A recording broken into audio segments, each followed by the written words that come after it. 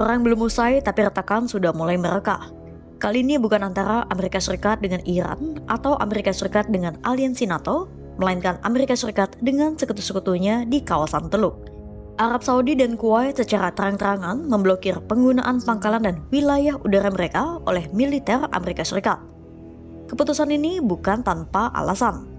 Negara-negara Teluk melihat bahwa setiap manuver Amerika Serikat di kawasan justru membawa resiko lebih besar bagi mereka.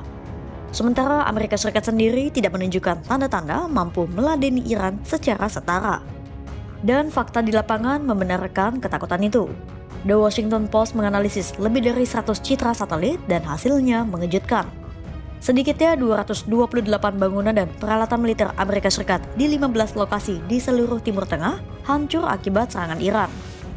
Hanggar, barak, sistem pertahanan rudal, sampai depot bahan bakar semua jadi sasaran Iran. Lantas, seperti apa sebenarnya keretakan yang terjadi antara Amerika Serikat dan mitra negara Arab ya?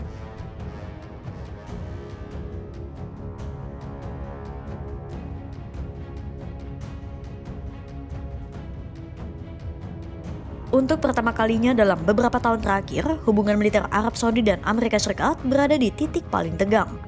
Bukan karena perang dengan Iran, melainkan karena satu operasi yang diumumkan Trump secara sepihak di media sosial.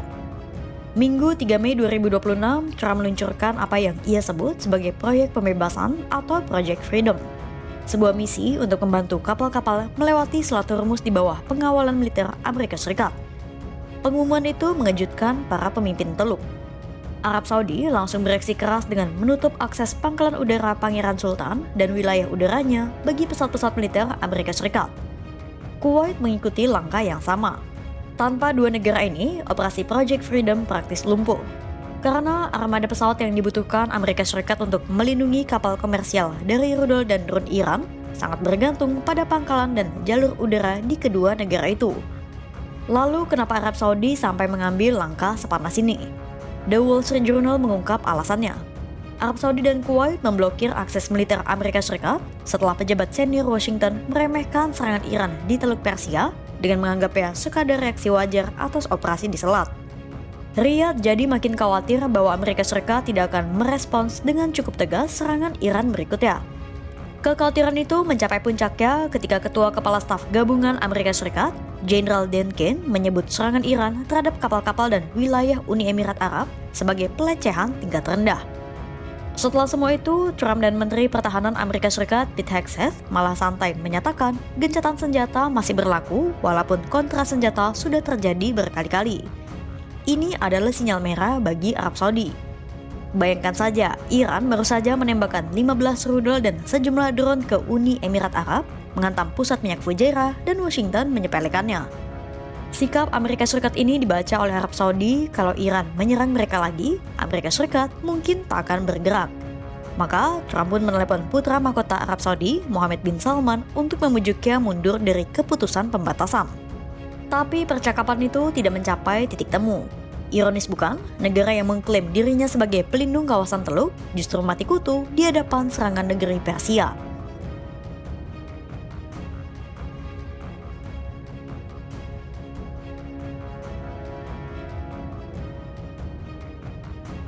Trump berulang kali mengatakan perang ini adalah kemenangan militer Amerika Serikat yang luar biasa. Tapi citra satelit berkata lain.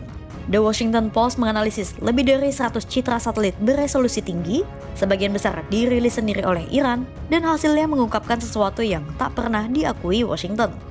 Sedikitnya 228 bangunan dan peralatan militer Amerika Serikat hancur atau rusak berat di 15 situs militer di seluruh Timur Tengah sejak perang pecah pada 28 Februari 2026.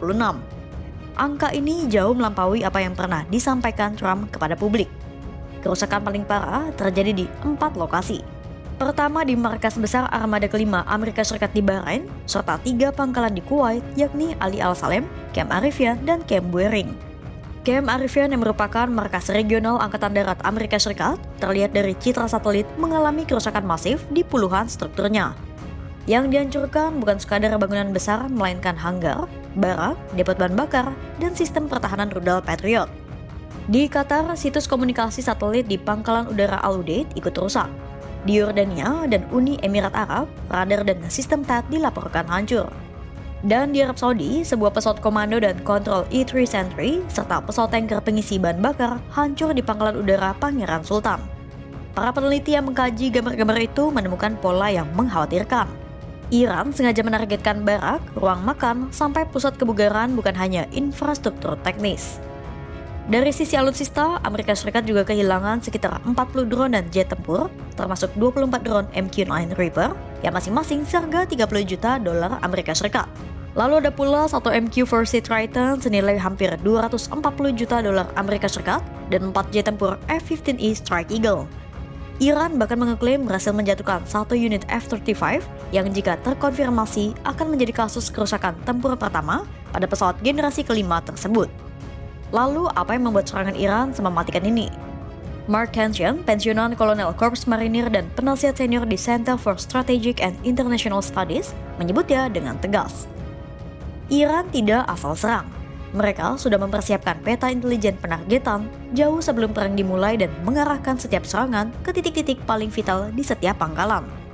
Lebih dari itu, senjata yang digunakan Iran justru yang paling sulit dilawan, yakni drone serang satu arah berbiaya rendah yang bisa dirakit di gudang kecil, mudah disembunyikan, dan jauh lebih akurat dibanding rudal konvensional. Militer Amerika Serikat yang dikenal memiliki sistem pertahanan tercanggih di dunia, ternyata tidak siap menghadapi strategi asimetris ini. Dan biaya yang harus dibayar sungguh tidak murah.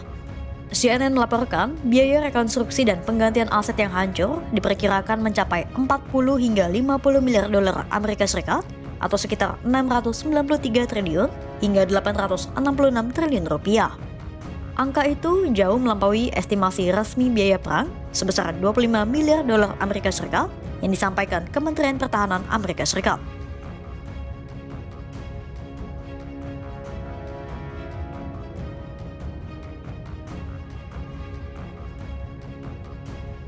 Trump boleh saja berkicau ekonomi Iran sedang runtuh.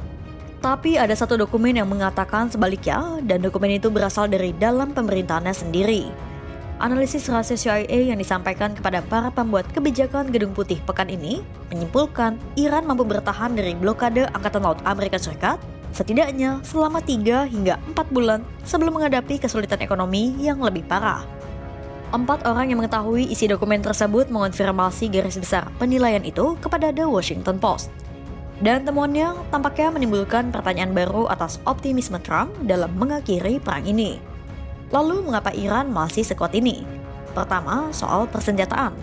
Meski telah dibombardir intensif selama berminggu-minggu oleh Amerika Serikat dan Israel, Iran masih mempertahankan sekitar 75% persediaan peluncur bergerak dan sekitar 70% persediaan rudalnya.